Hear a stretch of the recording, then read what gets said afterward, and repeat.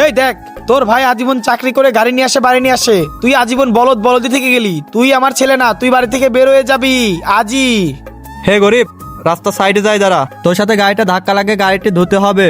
আমার অনেক মন খারাপ হয়ে গেল। আজ আমি গরিব বলে আমাকে অপমান করিস? দেখিস একদিন আমি তোদের থেকেও বড় হব।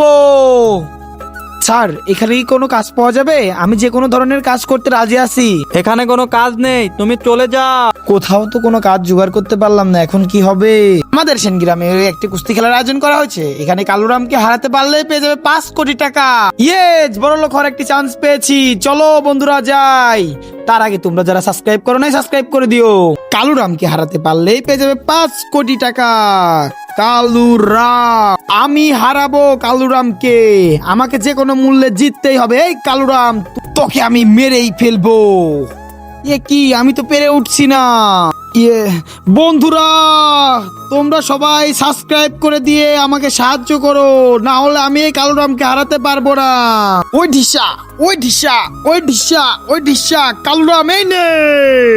কালুরামকে আমি হারিয়ে দিয়েছি এবং 5 কোটি টাকা জিতে নিয়েছি। এবারের উইনার আমাদের হালকা। এই দেখ শালার বুইরা, আমি গাড়ি কিনে এনেছি।